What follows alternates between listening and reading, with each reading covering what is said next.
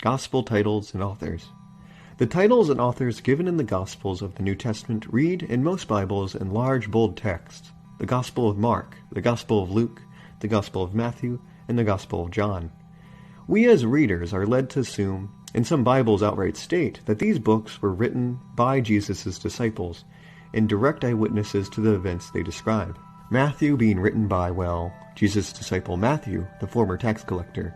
John written by John, son of Zebedee, and in the case of Mark, a man connected with Peter, and Luke, named after a traveling companion mentioned by Paul in Colossians. However, this couldn't be further from the truth. As confirmed by early manuscripts of the documents themselves, originally these Gospels were untitled and did not name any sort of author.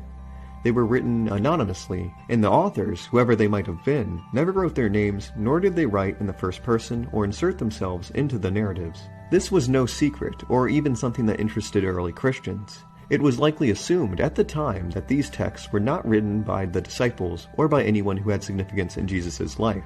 It's actually quite obvious that the disciples hadn't written these texts when one notes that they were written in Greek by educated Greek speakers, likely outside of Israel, maybe from Greece, Asia Minor, or Egypt.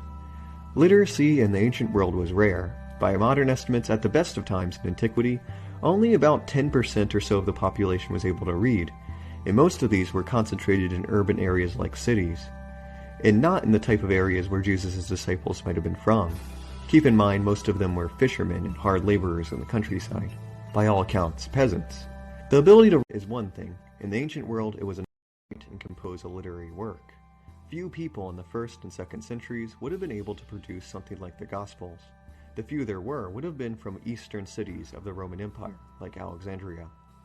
Most scholars agree that none of the Gospels were written by eyewitnesses, and more likely to have been written by urban Christians who were recording oral and written traditions, sayings, and stories about Jesus and his life, passed down, and compiling them in a unified text. The Gospels themselves are not apologetic about this.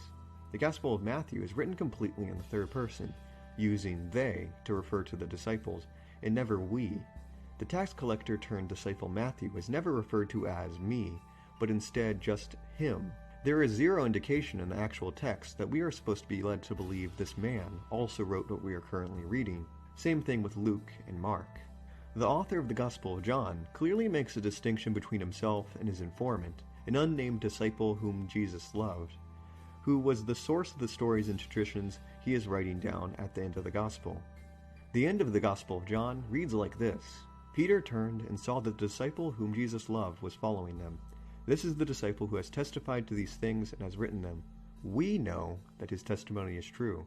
Jesus did many other things as well.